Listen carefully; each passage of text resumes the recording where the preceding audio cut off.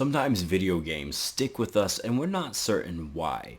Road 96 is one of those games. Now, I played this game on the Nintendo Switch originally, and I even own a physical copy of it for the Switch, right? But then I also played it with a friend on the PlayStation 5, and I've been kind of revisiting it now for the Xbox Series X, and I have to say, I really find this game intriguing, fascinating, and it must be good since I have 3 different versions of this game in some shape or form. So what makes Road 96 captivating for me? And I think it's quite simple. The fact that I can kill teenagers and get away with it. Full disclaimer, that is a joke. That is a joke.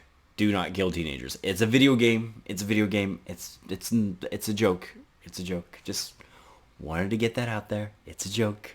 I love kids. Really, I do.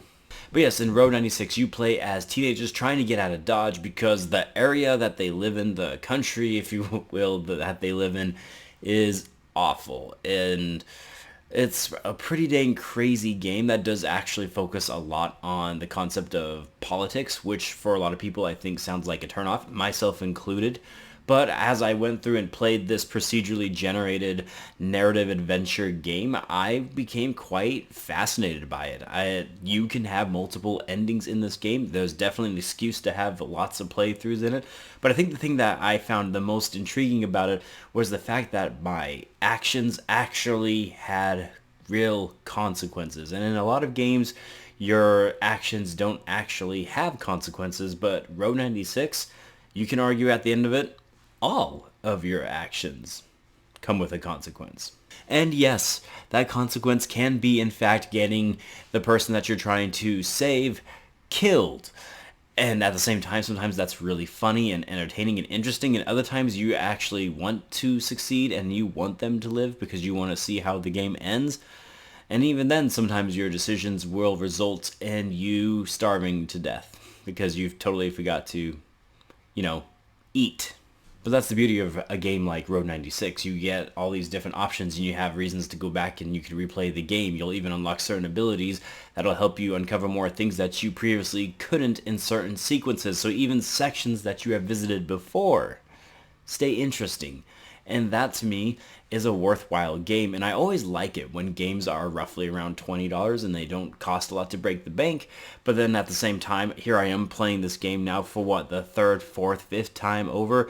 And I still find it entertaining despite the fact that I have seen at this point everything there is in Road 96. So maybe it's the voice acting, maybe it's the characters, and definitely could be the characters because there are some very interesting characters, to say the least, in this game. Taxis are scary, by the way. Or maybe it's the fact that the narrative is engaging. Maybe it's the fact that I really feel like my consequences have actions. Maybe it's the fact that it's a budget title and it does sometimes look and feel like one. And I find that charming. But at the end of the day, man, I have to tell you, Road 96 really works for me. It's an awesome indie title, probably one of my favorite games that I played. This game came out in 2021, I want to say.